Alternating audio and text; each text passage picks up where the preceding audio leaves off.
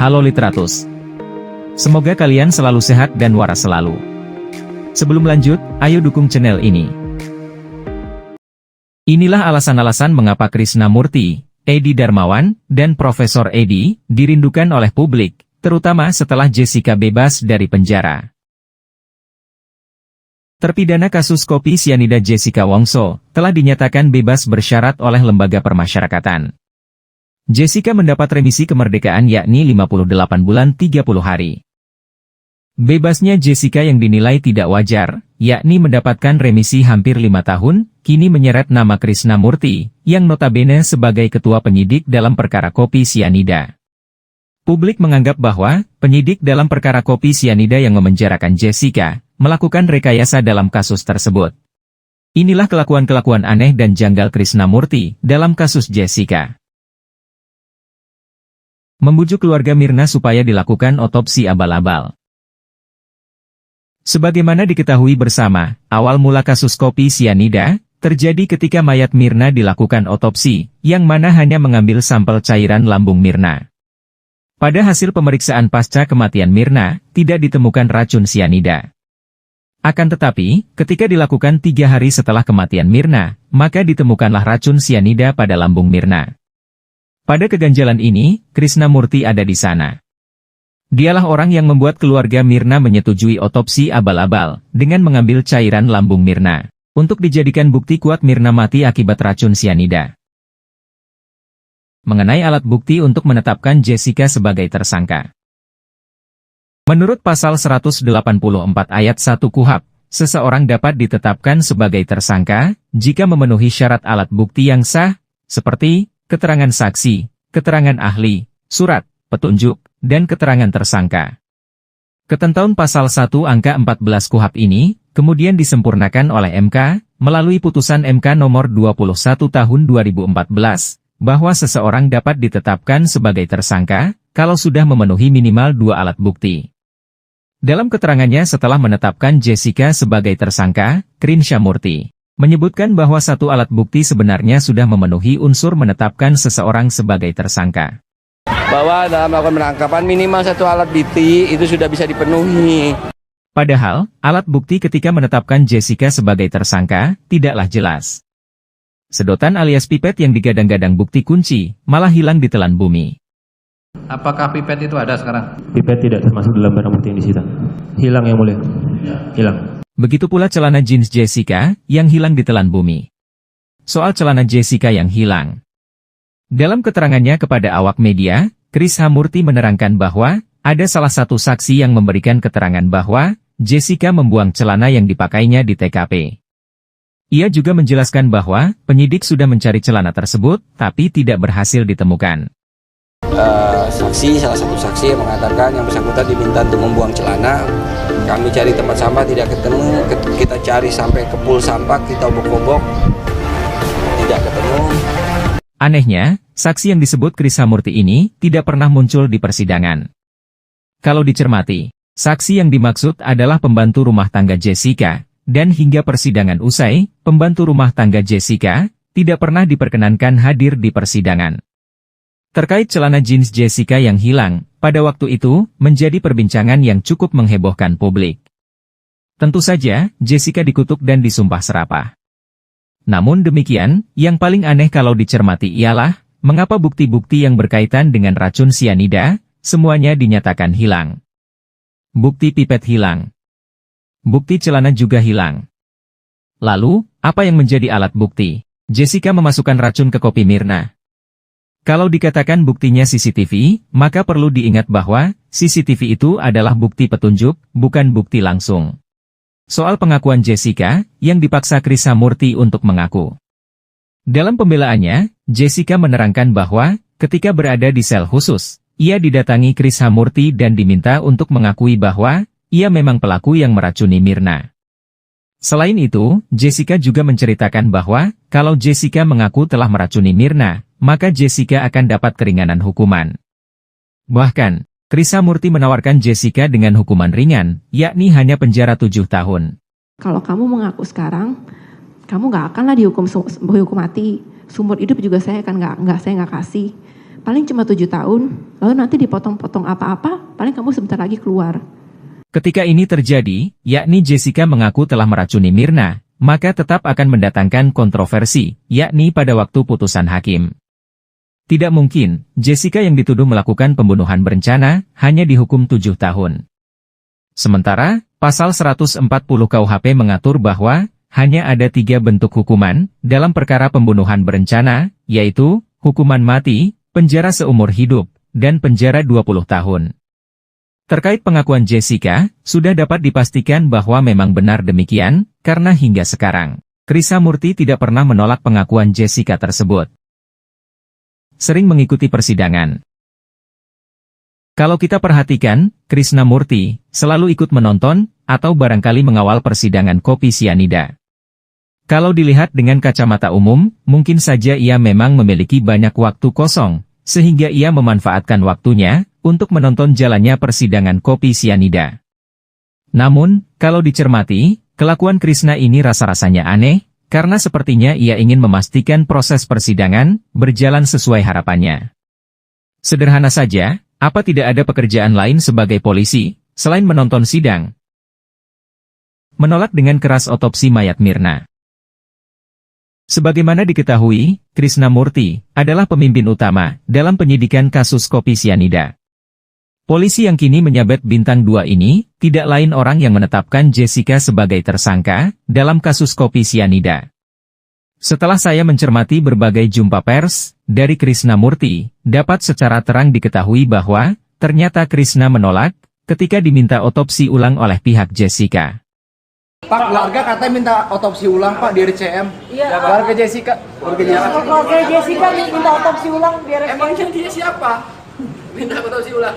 Kenapa takut? Hal ini memang terkesan aneh, tapi ini kenyataan. Padahal, kalau kita bicara perkara pidana pembunuhan, prinsip dasarnya adalah no autopsy, no case. Artinya, tidak ada otopsi, maka tidak ada kasus. Kelima, pasang badan bahwa Jessica harus bersalah. Sejak Jessica ditetapkan sebagai tersangka oleh penyidik, yang tidak lain dipimpin oleh Krisnamurti, Jenderal Bintang 2 ini, kerap kali menunjukkan kelakuannya, yang pasang badan bahwa, Jessica lah yang bersalah. Sikap pasang badan Krisnamurti, dapat kita perhatikan ketika ia menolak keras otopsi, yang diminta pihak Jessica, juga sikapnya yang bersedia menemui Jessica di tahanan, hanya untuk menawarkan keringanan hukuman 7 tahun penjara bagi Jessica. Kritik Otto Hasibuan, Gegara terus memperjuangkan keadilan Jessica. Aksi Otto, yang notabene kuasa hukum Jessica, semakin menjadi-jadi, ketika Netflix merilis film dokumenter berjudul I School, Coffee, Murder, and Jessica Wongso. Film dokumenter tersebut, sangat membantu membuka mata publik, terkait kejanggalan-kejanggalan proses peradilan terhadap Jessica. Otto, kemudian terus melanjutkan perjuangannya untuk mencari keadilan bagi Jessica. Pengacara yang mendapat gelar profesor tersebut, menggalang kekuatan sosial masyarakat, untuk membuka kembali kasus kopi sianida, yang telah memenjarakan Jessica selama 20 tahun penjara, dengan berdasarkan alat bukti yang tidak kuat. Otto, tidak segan-segan berkoar tentang kejanggalan kasus kopi sianida, baik dari pihak penyidik, JPU, hingga majelis hakim. Menyadari gerakan sosial seperti ini, Krisnamurti, yang notabene selalu dicurigai publik, sebagai pelaku utama rekayasa kasus kopi sianida, lambat laun merespon pergerakan Otto dan ribuan pengacara. Krishna bercuit bahwa, Otto membawa masalah kopi sianida, tidak pada jalur hukum, tetapi pada jalur di luar hukum, yang menurutnya dapat menyesatkan publik. Namun demikian, tanpa Krishna sadari, ia telah menjadi sosok yang dinilai paling bertanggung jawab oleh masyarakat luas, dalam prahara kasus kopi sianida. Edi Darmawan Salihin, kini dirindukan kabarnya oleh publik. Kakek Edi yang notabene ayah almarhumah Mirna, adalah salah satu orang yang paling menghendaki Jessica penjara. Sekarang ini kita tidak pernah lagi melihat kakek Edi nongol di TV, seolah-olah hilang di telan bumi. Padahal, publik sangat butuh kerjasamanya, untuk mengungkap kasus kopi sianida secara terang dan jujur. Inilah kelakuan-kelakuan aneh dan janggal Edi Darmawan, dalam kasus Jessica. Terkait Jessica yang mengikuti proses hukum. Menurut Edi, Jessica berurusan dengan hukum, selain karena telah membunuh anaknya, juga karena Jessica tidak pernah mau jujur kepadanya. Asal dia ngaku, kenapa dia bunuh anak saya, itu aja. Kalau masih ada pengakuan ya mungkin kita bicara lain, tapi kalau sudah lewat begini ya resiko dia tanggung sendiri. Bukan saya memutuskan lagi. Maksudnya bukan saya bisa bantu lagi. Nanti jaksa dan hakim yang ketok palunya. Ya saya bisa apa? Hukum loh yang berjalan ini. Ya main-main. Terkait CCTV di restoran Olivier, Edi menjadi salah satu saksi yang memberatkan Jessica dalam rangkaian kasus kopi sianida. Ketika di persidangan, Edi dicecar menjalis hakim soal tindakan Edi yang berkaitan dengan CCTV di restoran Olivier. Begini aja, Sita. Ini harus serahkan kepada polisi, nanti polisi akan ke kejaksaan dan langsung lanjut. Karena ini masalah hukum, kalau masalah hukum kita nggak boleh pegang, nggak boleh apa. Nah itu originalnya Pak. Oh iya. Jadi seperti itu. Bapak nggak ada mendahului mengambil? Nggak ada Pak. Kalau saya ambil saya salah udah. Sudah. Saya tahu itu, saya ngerti hukum Pak, dikit-dikit. Hakim Binsar kemudian bertanya terkait pernyataan Edi di media, yang mengatakan masih menyimpan CCTV yang lain di rumah. Saudara di berbagai media kan mengatakan masih akan ada CCTV yang lain nanti waktunya saatnya. Begitu loh, itu membuat publik kan jadi bertanya-tanya. Begini Yang Mulia. Apakah memang itu masih ada? Tidak ada. Tidak ada? Tidak ada. Ya, sudah mau digeledah ke rumah saya juga boleh, nggak ada.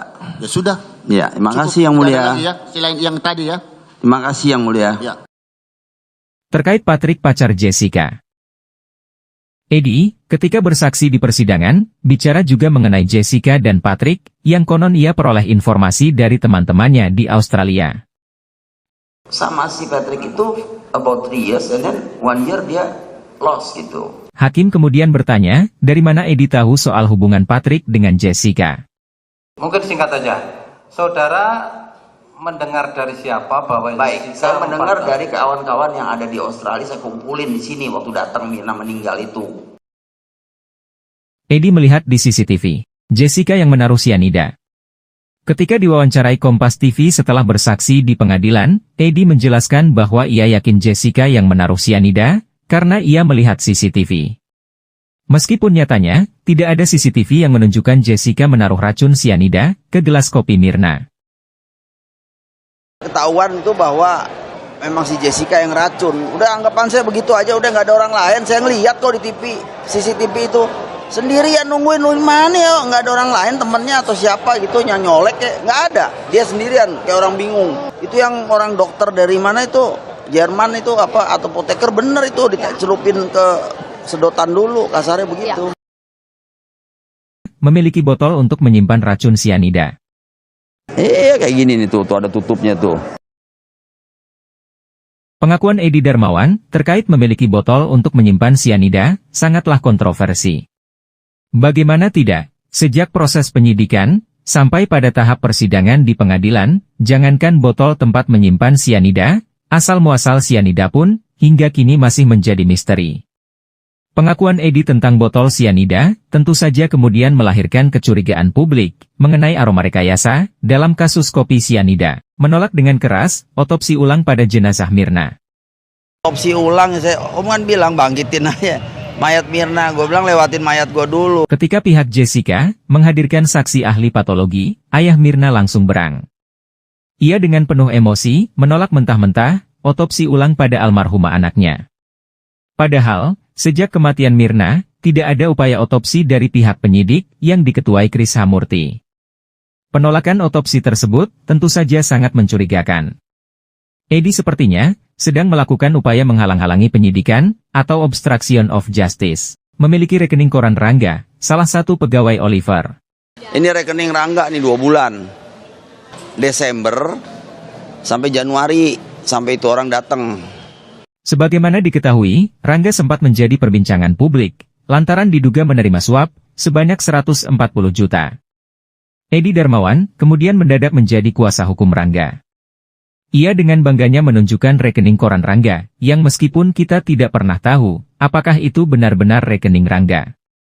Selain itu, kita juga perlu bertanya, kuasa apa yang membuat Edi dapat mengambil rekening koran orang lain? Apakah Edi juga penyidik? Rasa-rasanya, Edi memang bagian dari Polri. Membawa-bawa nama Kapolri Tito Karnavian. Nah, Kapolri kan dari awal udah bilang, ini bakalan perang intelektual nih lo. Sidang lo nih nggak gampang. Pada waktu memberikan keterangan terkait kasus kopi sianida, ayah Mirna seringkali membuat pernyataan-pernyataan yang pada akhirnya mendatangkan kecurigaan publik. Lihat saja ketika kasus sedang berjalan di pengadilan, Edi Darmawan mengaku bahwa ia telah diberitahu oleh Kapolri Tito Karnavian bahwa kasus Jessica akan berlangsung lama karena terjadi perang pendapat. Padahal, kalau kita bandingkan dengan kasus Sambo, dapat kita lihat bahwa orang tua Brigadir J sama sekali tidak pernah memberikan komentar tentang masalah teknis hukum, terutama di pengadilan. Orang tua Brigadir J benar-benar hanya berkomentar tentang kedukaan dan kehilangan mereka, sekaligus mengutuk tindakan keji Sambo. Sementara itu, ayah Mirna tidak pernah sekalipun berkomentar tentang kedukaan dan kehilangan yang ada. Dia sedari awal menggiring opini publik untuk meyakinkan bahwa Jessica lah yang membunuh Mirna. Tiba-tiba minta maaf kepada Otto Hasibuan. Aksi Edi yang biasanya garang dan arogan ketika proses persidangan kopi sianida berjalan, kemudian diwarnai aksi yang sangat berlawanan, yakni tiba-tiba minta maaf kepada Otto Hasibuan. Tentu saja aksi kontroversi Edi ini mendatangkan kecurigaan yang lebih parah dari publik. Saya mau izin dulu minta maaf ke Otto Hasibuan. Setelah saya pikir-pikir, ternyata lawyer Otto Hasibuan ini, Bapak Otto Hasibuan, itu orang baik. Sebenarnya, ada dua gelagat Edi Darmawan yang besar kemungkinan termasuk dalam perbuatan melawan hukum. Pertama, mengaku memiliki botol tempat menyimpan racun sianida. Sejak awal kasus kopi sianida bergulir, Edi Darmawan pernah melakukan tindakan yang menghebohkan publik, yaitu menunjukkan sebuah botol yang menurutnya sebagai tempat Jessica menyimpan racun sianida. Padahal, sejak awal penyelidikan, penyidik tidak pernah menemukan botol tempat menyimpan sianida. Bahkan, penyidik hingga kini tidak pernah tahu dari mana sianida itu didapatkan. Apa yang dilakukan Edi tentu saja sangat aneh, karena ia memiliki barang bukti kejahatan, tetapi tidak pernah dihadirkan pada waktu persidangan. Artinya, ia menyembunyikan barang bukti suatu tindak kejahatan. Kedua, mengaku memiliki rekaman CCTV tangan Jessica memasukkan racun ke gelas Mirna. Pengakuan Edi ini dilakukan pada suatu acara, yakni acara wawancara dengan Karni Ilyas. Ketika Edi menunjukkan video rekaman CCTV, yang mana ada tangan yang ia anggap, tangan Jessica yang sedang memasukkan sesuatu ke dalam gelas Mirna, pembawa acara Karni Ilyas kaget bukan kepalang. Publik juga tentu saja sangat kaget dengan video rekaman CCTV yang ditunjukkan Edi Darmawan tersebut.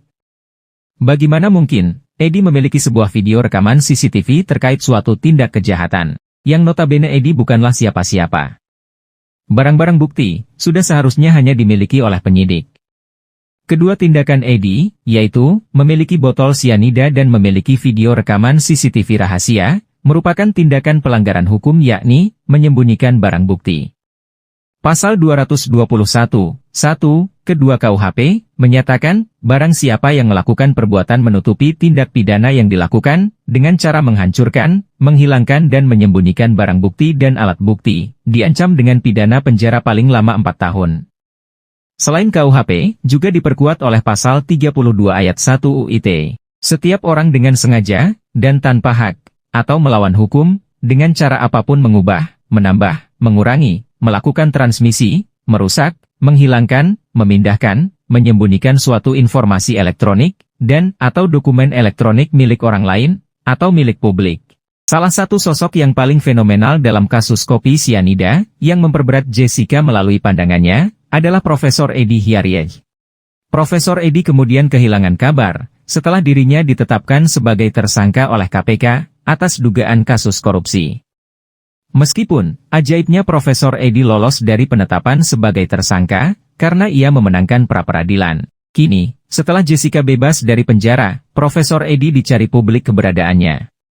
Publik sangat ingin mendengar tanggapan langsung dari Profesor Edi, yang mana dulu sangat ingin Jessica masuk penjara. Namun, seperti Krisnamurti dan Edi Darmawan, Profesor Edi juga hilang ditelan bumi.